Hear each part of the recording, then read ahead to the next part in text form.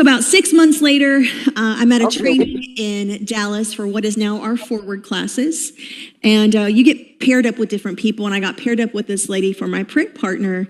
And she looks over to me and she says, I hear God saying that you've been combative with your husband. Get her, God. Seriously. I'm like, seriously, God? Come on, right? Who uses the word combative, right? I'm like, and so I was like, dang it. All right, fine. And I knew God was speaking. Now, I was like, what are you trying to say, right? So I got in this place of just receiving from him, and I put my head down, and I began to ask God about the situation. And I said, God, what do you want to show me about this word combative? Why am I being this way? Why do I need to seek you? And he took me back, and I saw myself, I was probably 8 or 9 years old. I saw myself sitting, I can tell you where I was in our house. And he said, there's something that happened in this moment. And I said, what happened in this moment? Again, I was probably 8 or 9 years old. He said, this is when you made a decision to be your own protector and not allow me or your husband to cover you. He said, this decision was made after the trauma you went through of being molested. You made a judgment on all men, not just the man who hurt you, but you made a judgment on all men that said, men will always hurt me. I want to give you a definition of a judgment. A judgment is this: it's a decision we make about a person or people group in response to a trauma. That could be men are always going to hurt me, right? Like I just said, it could be women are always going to try and control me, or women will never truly give me what I need. It could be my body is dirty, my body is unclean, nobody's ever going to fully love me. But let me just say this, it's very important for us to understand this. When someone sins and they commit a trauma against us, we call it sin. Yeah. All right? We don't dumb it down. Oh, that never happened. Oh, I just forgive them. No. We call it out and we say that was a sin. I should never have been sinned against. We acknowledge it, but then what we do is we let God shine his light on it and say, God, I need you to come in and heal this. We have to be so careful not to make permanent judgments based on a temporary trauma that doesn't dismiss the sin that was committed against you, but we don't want to make a permanent decision for people groups moving forward. Because the reality is, if you hold on to that trauma, if you hold on to that judgment, what ends up happening is you form an inner vow, right? So for me, right, I formed that inner vow and I was like, all right, I'm going to protect myself. Nobody else is going to protect me. See, an inner vow is this. An inner vow is a decision on how life works, but it's rooted in judgment. It's a decision on how life works, but it's rooted in judgment. So for me, the inner vow was, men are always going to hurt me, so I'll always have a backup plan in marriage. Even though I'm married to this amazing, godly man who loves Jesus, I'm always going to have a backup plan, right? That was my inner vow. For you, it could be, I'll never let anyone get close to me again. I'll never trust anyone. I'll never let a woman control me. I'll never let a man control me. It could be, I have to always look perfect, or I don't need to feel pain. I don't feel pain. I just learn from it and move on. When we don't deal with those things and allow God to shine his light on it, it just stays there. And we can form those judgments and inner vows. Leviticus 5 verses 4-5 says this: suppose you make a foolish vow of any kind, whether its purpose is for good or for bad. When you realize its foolishness, you must admit your guilt. When you become aware of your guilt in any of these ways, you must confess your sin. So here God's showing me I've been combative, right? Here's the scripture that tells me this is what I'm supposed to do with that. This is what I'm supposed to do with that judgment and inner vow. So I came before the Lord in a bawling heap of crying mess and snot and just said to him, God, I'm so sorry. I am so sorry. Would you please forgive me for the judgment that I made on all men, for the inner vow that I created on me being my own protector? Would you forgive me? I want to receive your healing. And then I came home and in a bawling mess of snot as well, and crying, I said that same thing to Johnson and he forgave me. And when that happened, this deeper connection with Jesus happened inside my heart and my soul. And this freedom came. And it came in my relationship with Christ, but it also came in our relationship with one another as husband and wife.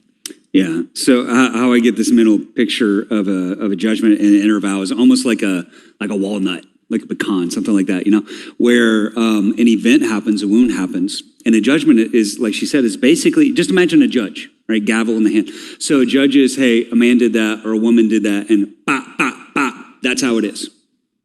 I have now decided everybody who looks like that is that. I take it outside of sex. All black people, all white people, all Republicans, all Democrats. Like, I have decided. Yep. I have made a judgment on this reality that everybody is that. And then what happens is that the inner vow is then formed to protect that belief. So if Summer says, hey, the judgment is all men are going to hurt me, I'm going to form an inner vow that says, well, then I have to protect myself. Because this is a judgment on the inside of this. Well, then I have to do this. My judgment is I'm not valuable by myself. The inner vow is then I have to be significant in my own right. I have to climb the corporate ladder. I have to conquer women. Whatever that thing is, that inner vow is then formed. And so what happens is, if I'm being really honest, so she comes back, we sit on the couch, I still remember that. And so she's pouring this out. I don't really have a framework I'm not really understanding what she's saying. Because honestly, I just thought she was always grumpy. I wasn't always grumpy. No, but you get in these arguments and you're thinking to yourself, this should not be an argument. Like, what do we have? Is this just how it's always going to be? But I didn't know there were deeper realities going on here. And if I just give me grace when I say this. This is why some of you are still single. Or this is why some of you have jacked up marriages. Because a man did something to you, or a woman did something to you, you formed a judgment, created an inner vow. I'm never going to let a man do that to me ever again. And so you wear that, and then you wonder, why can't I get married? Because you have this bow up thing. Or a man's like, I'm never going to let a woman control me, but I want to get married. And so as soon as it smells like that, as soon as she says something that reminds you of mom, fly off the handle. And you think, well, this is just how it is. I was justified to do that because you're connecting what she did back to what mom did. She's not your mom. Nope. He's not your dad. He's not that guy. But there's judgments in their inner vows at work. And this is why, time out, this is why we have to pray that God would come and reveal these things. Because the truth is, with judgment and inner vows, for most of us, they've been a part of our life for so long, we don't even see them anymore. Because they're now the glasses that we look at life through. Well, this is just, men are always like that, or white people are always this, or women are always like that, or a boss is always like this, and so this is what I have to do. Like, we've made these inner vows about our worldview, about how we're going to live life. And so when, I guarantee you, 90% of you right now are like, next. Oh, this isn't me. It's because, you ever see somebody with glasses on their head and they're like, hey, have you seen my glasses? Right? This is our inner vows and judgments. We wear them all the time, but we're not aware of them because we've been wearing them for so long. All right, so where are my Zoom people? Why are they not popping up on the side? Okay, well, whatever. So everybody can see my screen? Yes. Okay. So basically, again, we're just going to talk about leading women. So this is just basically about strong women. So if you are a woman that's watching and you would consider yourself a strong woman, a take charge woman, you don't really like men to lead you in your life, then this is more of a session for you. But I think, everybody can get something out of it, as always. So somebody's a little loud over there. So you guys can mute yourself. That would be really, really great. Thank you. You're awesome. Okay, so like I said, so this is what we're going to go into today. So here's the problem, and this is generally speaking, but this is the problem that we're facing. Hard is attracted to soft. Those that are new, they will generally, I'm just letting you know, I generally say hard and soft. I try not to say feminine and masculine because I think that, sometimes We can get too caught up in that. What is feminine? What is masculine? Because women have masculine tendencies and men have feminine tendencies. But then when we say things like that, it can get really confused. So hard is attracted to soft. Hard is really generally not attracted to hard, and soft is generally not attracted to soft. So that's how things work most of the time. However, I did want to say this, mild is attracted to mild. So if you have a milder personality, and we've talked about this in the past for those that have been around, it's actually a little bit easier for you to find somebody, because a mild person can find a mild person can find a soft person, a mild person can find a hard person. But it's harder for those who are really on that far end of the spectrum. Okay, so when we start talking about the traditional concepts, we're saying that women are generally the ones that are soft and men are generally the ones that are hard. And there's part of our brain that kind of wants it that way. You know, even though we're in the 21st century, even though there are billionaire women, we still have this concept that we want, people to kind of line up with this. And that is kind of very, difficult many times in our current situation. So we know that not all women are really soft, and many men are not hard as far as personality is concerned. So let's go to the history. And they kind of talked about this in the video, but the history of this, generally speaking, is that it's kind of like what they said in the video, is that someone was hurt. It doesn't have to be you. That's the thing that I've learned. And I know we have a lot of different races on this, particular video set, but I know for a lot of the women that are on here, being African-American, there's a huge hurt in the past. And that does need to be acknowledged, sometimes. Now, I'm not going to go to the deep history of it, but, for those that do not understand that history, basically Black men were basically ripped away from the family unit. That was something that happened throughout slavery and Reformation, all the way up really until the 70s.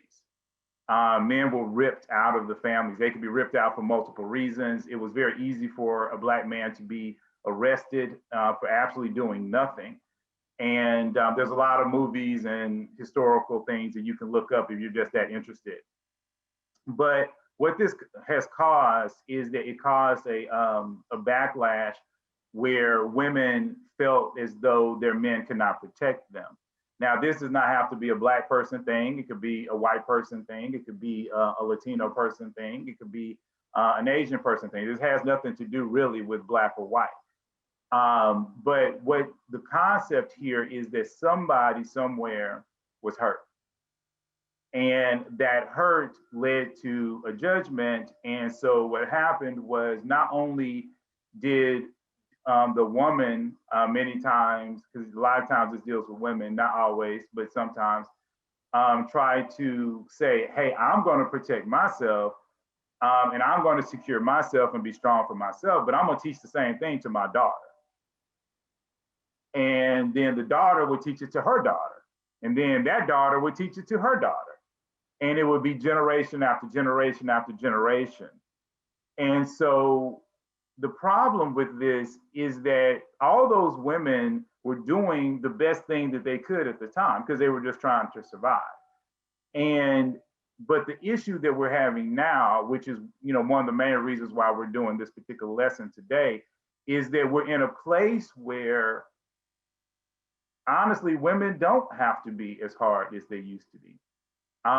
Women do have rights, and many men do respect those rights that women have. So there's not as much of a need for women to be quite as strong as what they used to, to be in the past. Not to say that they can't be, but there is, I'm just trying to, like I say, give an overview of a lot of stuff that's going on, because there's always been strong women. There have always been strong women throughout history, and we'll get into that in a little bit.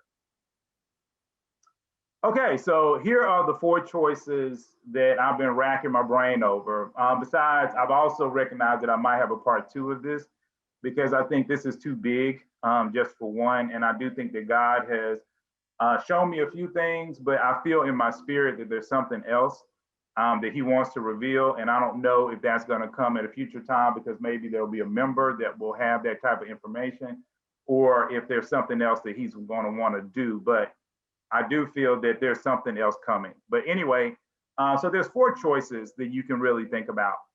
The first one is what I hear a lot on social media, including YouTube. And this is the whole thing. A lot of people will talk about it with feminine energy. And I hate, well, not fully hate, but, when I put it behind fake it, that does not 100% mean that, you're faking feminine energy. But when I'm talking about becoming someone else, there are a lot of people that will encourage you just to be feminine. They don't care. They don't care how strong you are. They just want you to be like, oh, baby, you take care of it. I'm over here, he. And, for a lot of women, that's not who they are. They want to have an opinion. They want to be strong, and, they want to do those things. They like to do those things. And feminine energy doesn't mean that you're faking it. But what I am saying is there are a lot of people that will encourage you to fake your feminine energy. It's one thing to fall into your feminine energy. It's another thing to fake your feminine energy. So this is a choice. It's not a choice that I would encourage anybody to do, but this is a possibility for certain people. The second thing is stop worrying about it and just find you a softer personality guy. There's plenty of them out there. We've talked about this a few times. I know Danielle does not like this, even though I can't see her face right now because I'm presenting the screen. But I know that she does not like this because we talked about this briefly before. And the reason why is because, like I said, hard goes with soft, soft goes with hard. So if you're a woman that has a very strong personality, it's very likely that you run into very soft men, because soft men are attracted to strength, just like a soft woman is attracted to a strong man. So it is a possibility. You could be like, forget it. I recognize the guy will be softer, but as long as he loves me and he doesn't cheat on me and he's mature, then I'll deal with it. The next one is that you could try to find a best friend scenario. Now, for all the new people on the call, there is basically 2 things that I say that 2 types of relationships that I believe that you can have. The first is what most of Hollywood and a lot of people say that you can have, which is the best friend scenario.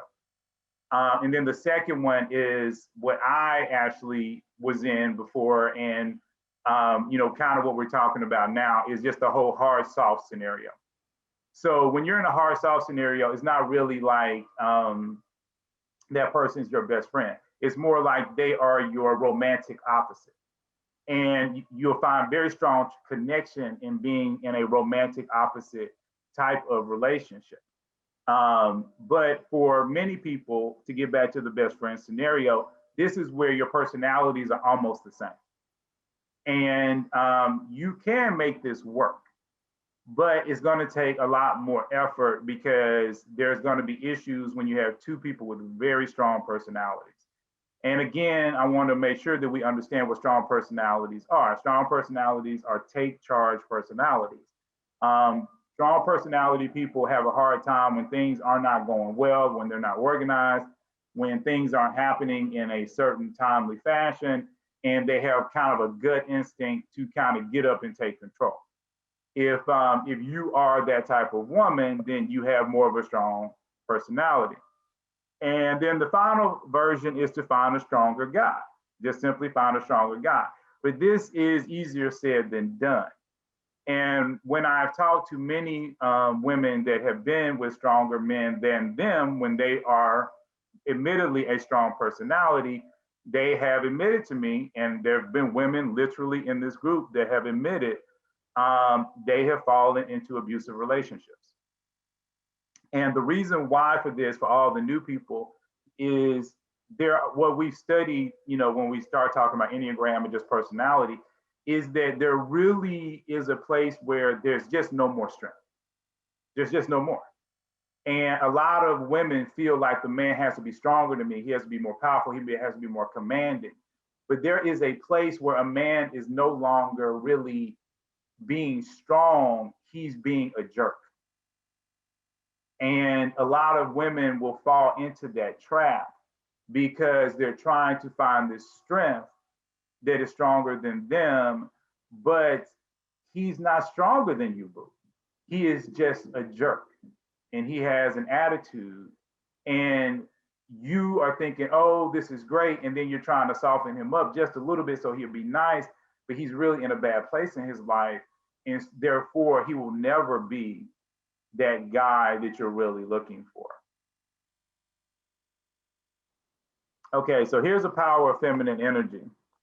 So on the very far left, we can just see some feminine qualities and masculine qualities of what people will say are masculine and or feminine. And I know all of you are probably thinking, okay, what's up with these three people on the right-hand side? Well, I love Dateline. Dateline is just awesome to me. And I've always been attracted to the murder mysteries.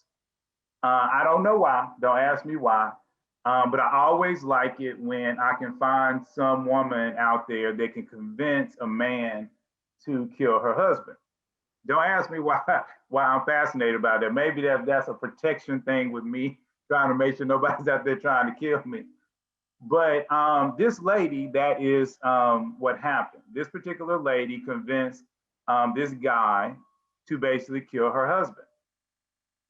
That is actually the true power of feminine energy. See, when a woman is truly in her feminine, she actually gets a lot of control. A lot of women don't think that feminine energy is powerful, but it actually is powerful. It's the difference between a woman getting up and saying, okay, I got to do this myself, versus you basically just whispering in the ear of your lover and saying, hey, I want you to do this for me. And then they get up and they do it. Now, this woman, I don't know if you all consider her attractive or not. I'm not going to play that game, but I've seen women that are overweight. I have seen women that are short. I have seen women that are tall. I have seen women on Dateline that are all different types of ages, 50, 60 years old, any a type of woman that many of you might not consider to be attractive. And through the power of feminine energy, she was able to get what she wants. Tashawn actually brought this up last time that we were talking, because she was saying that a lot of larger women, because the issue that came up with talking about thinner women being more desirable, but she made the point that a lot of larger women, if they are fabulous, they can end up with some very attractive men, and those men are very happy to be with them. And that is true. That has always been true. But that's also that concept of being your best self. And for those that are new, I talk about that a lot. And for those that have been here forever, you guys have heard me talk about that forever. A lot of people, period, men and women, do not walk in their best self. But when you're walking in your best self, a woman can do almost anything. And there are men literally that have gone to jail for women. They will cover them up, say, yeah, they know they killed the man, but when they're put on trial, they're like, I killed her husband. She had nothing to do with it. She didn't say anything to me. I just thought he was abusing her, so I went out and I did it. And he will go to jail for 20 years for this woman and will basically let her go free. That is the power of feminine energy. So when people talk about feminine energy is weak, is weakness, that is not true at all. Feminine energy is a stronger energy actually than masculine energy. And that's why great women of the past understood how to control men and understood how to get what they want. And this is actually a new movement that's starting to happen, because a lot of women don't understand the power of feminine energy. They think that femininity and being gentle and nurturing and loving and things like that are weak, but they're not weak at all. So I just want to put that out there, not to try to, say that women have to be that way, but I definitely think that that's important to understand. Okay, so this is standing in the gap. And some of the women, again, that have been around have heard me talk about standing in the gap. So basically, what is standing in the gap? Basically, what this means is that you're in a position, just like we talked about before, from a historical perspective. If you are a woman that is, 2 or 3 generations in, where your mom was strong, your grandma was strong, and none of these women were able to actually keep a man around. You can stand in the gap for your daughter, for a future generation, by trying to come up with strategies to help the future generations. That, again, that does not mean that you have to demean yourself. It doesn't mean that you can't be powerful. It doesn't mean that you can't be in certain situations. A lot of times it just means that you stop teaching your daughter or sons to follow the same pattern. You teach your sons to be strong. You teach them to say, hey, you guys will one day lead a family. And so therefore, I am not going to baby you. Your life is going to be hard. And then you teach your daughters, their baby, I want you to have the ability to take care of yourself. But at the same time, I'm also saying that, you may find someone who will take care of you.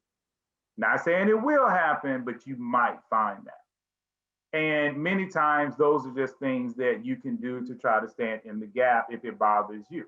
Because if it bothers you, then it might bother someone else. A lot of the things about this group, the creation of this group, honestly, was in certain ways me trying to stand in the gap. My relationship failed. I was trying to figure out why it failed. I learned a lot about the failure. So I was like, okay, well, if I went through this, then maybe there are other people out there that have gone through this as well, and or may go through this in the future. So what can I do to try to stand in the gap so that we can, give future generations to be a little bit better than what they are now? So that's just the whole concept of standing in the gap.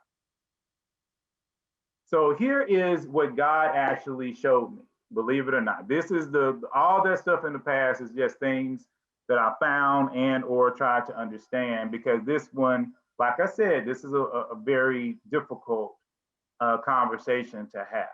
So I'm asking everybody to have grace as we go through this day. But one of the things that God showed me, and this is the main thing that he showed me, was that I do know several strong women who actually are married and or were married and were happily married, and 2 of them were actually stay-at-home moms.